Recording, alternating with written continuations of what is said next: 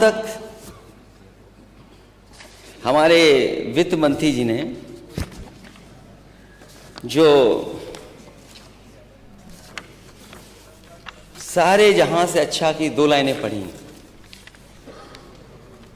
पता नहीं अपने मतलब की चीज निकाल लेते हैं वहां से, न ऊपर की लाइन पढ़ते न नीचे की लाइन पढ़ते हैं।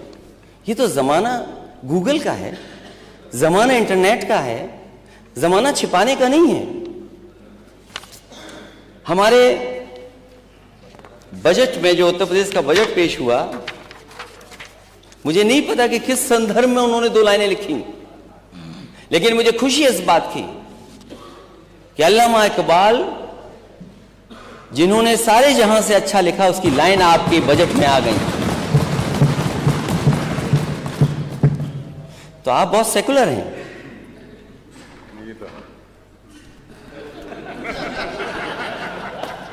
तो आप सेकुलर हैं, इसलिए दूसरों पे उंगली मत उठाना अगर आप ये बात कर रहे हो तो।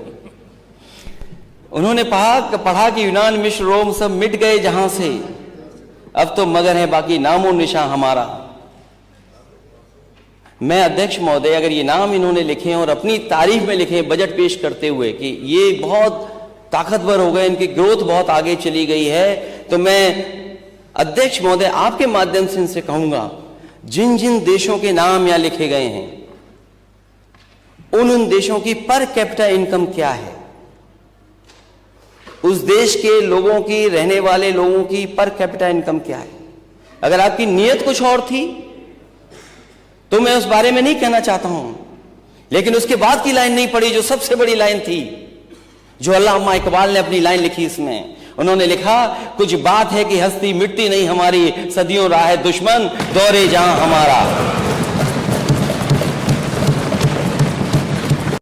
ये वो लोग हैं जो भारत को बनाना चाहते थे, ये भारत को अच्छा, सुंदर और देश मजबूत कैसे हो, इसलिए उन्होंने लिखा था, सारे जहां से अच्छा हिंदुस्तान हमारा, हम बुलबुले हैं इसकी, वो गुलिस्तान हमारा। आपको इतनी अच्छी गजल में केवल 2 लाइनें मिली आपको, केवल 2 लाइनें मिली आपकी, जो लाइनें हटा दी गई थी इस गाने से, इस गजल से 2 लाइनें हटा के। मैं मिलिट्री स्कूल से पढ़ा हूं अध्यक्ष महोदय, कोई दिन नहीं जाता था जिस दिन सारे जहां से अच्छा नहीं गाते हो हम लोग। और मैं कहता हूं अध्यक्ष महोदय, अगर मैं एक बात इसमें गलत कह रहा हूं तो जाकर के मिलिट्री स्कूल के किसी भी बच्चे से मिल लेना, पूछ लेना, जो वहां पे आर्मी के ऑफिसर्स प्रिंसिपल बनते थे उनसे पूछ लेना। ये गाना हर दिन मिलिट्री स्कूल में हम लोगों ने गाया है, सारे जहां से अच्छा हिंदुस्तान हमारा, हम बुलबुले हैं इसकी, वो गुलिस्तान हमारा।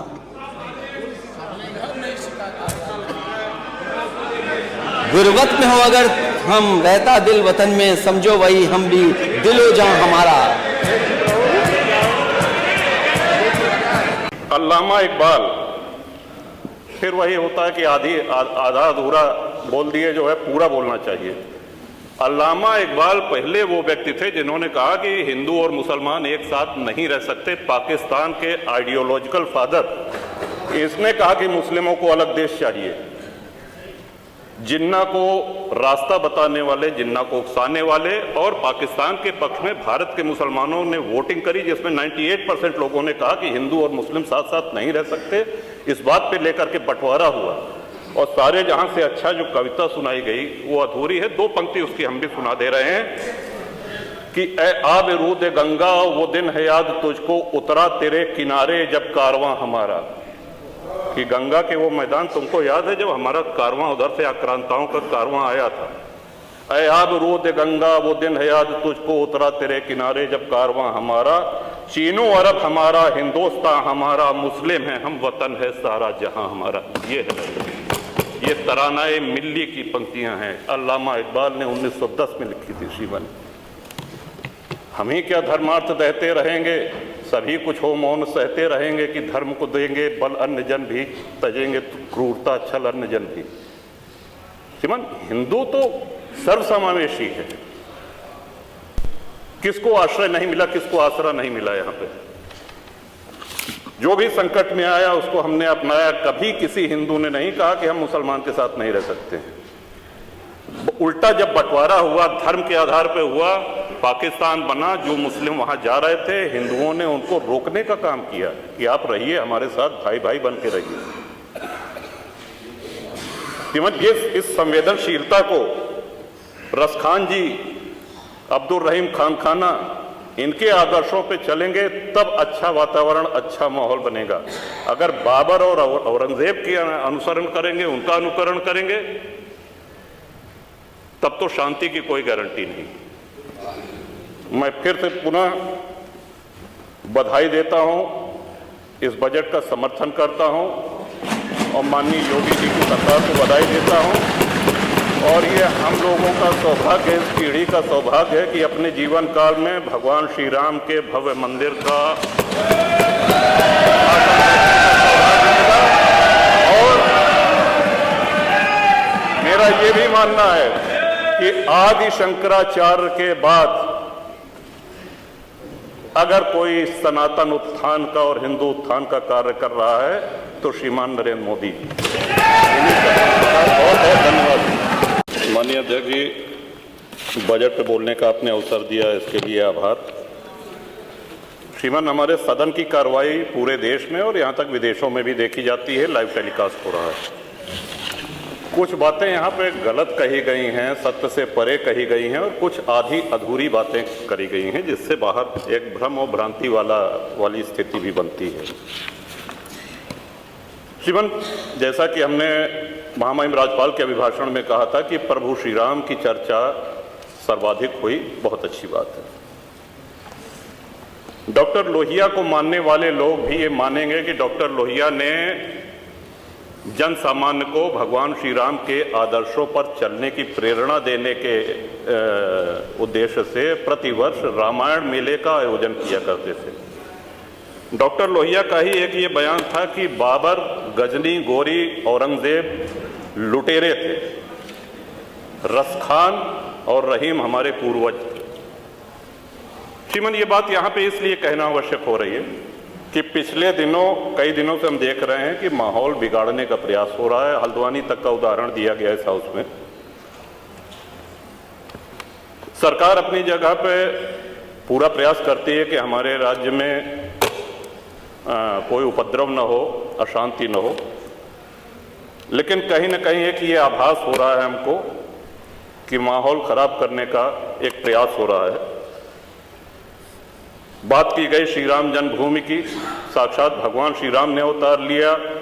काशी नगरी जो भगवान शिव के त्रिशूल पे टिकी हुई है, जा सुनाम बल शंकर काशी, देत सबहि संगति अविनाशी, और भगवान श्री कृष्ण की जन्मभूमि। श्रीमान, स्पष्ट है ये दीवाल के ऊपर शिखर तोड़ करके गुंबद बना देने से ये गंगा जमुनी तहजीब नहीं होती। वो हमारा आक्रांताओं द्वारा तोड़ा गया है। और एक और भ्रम फैलाया जा रहा है, जो व्यास जी के गुफा में जो पूजा हो रही है, वो पूजा अनवरत सैकड़ों वर्ष से चलती आ रही है। ये बात बाहर जानी चाहिए श्रीमती। अनवरत सैकड़ों वर्ष से, इस पे सन 93 में स्थानीय प्रशासन ने रोक लगाया, किसी न्यायालय ने रोक नहीं लगाया इसकी पूजा पे। और इस सदन के माध्यम से श्रीमान उन पुजारी को भी हम प्रणाम करेंगे, 31 वर्ष जिन्होंने चाबी संभाल के रखी कि एक न एक दिन ऐसी सरकार आएगी कि ये ताला खुलेगा और इस चाबी की आवश्यकता है।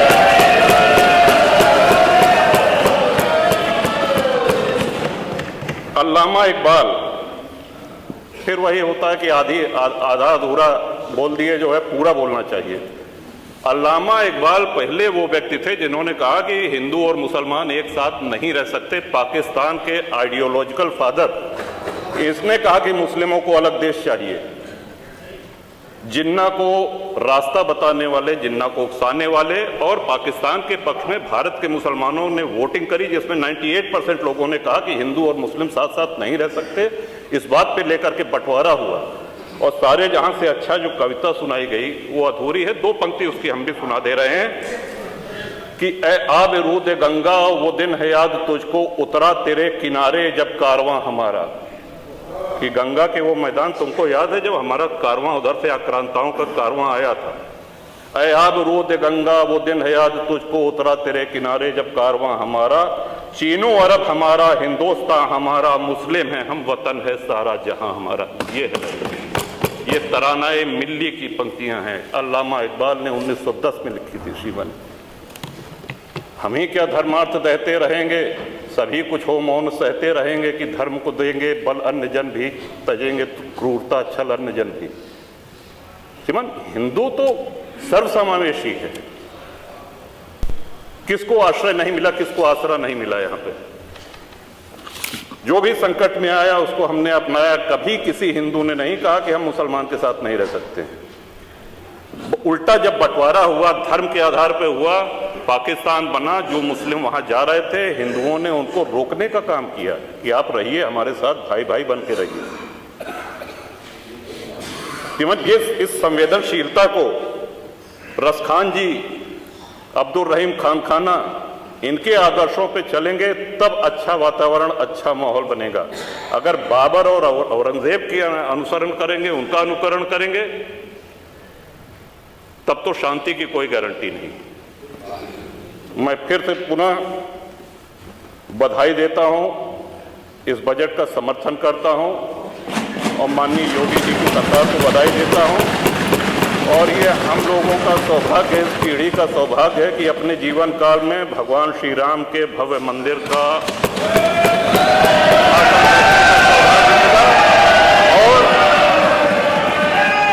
मेरा ये भी मानना है कि आदि शंकराचार्य के बाद अगर कोई सनातन उत्थान का और हिंदू उत्थान का कार्य कर रहा है तो श्रीमान नरेंद्र मोदी जी। बहुत बहुत धन्यवाद।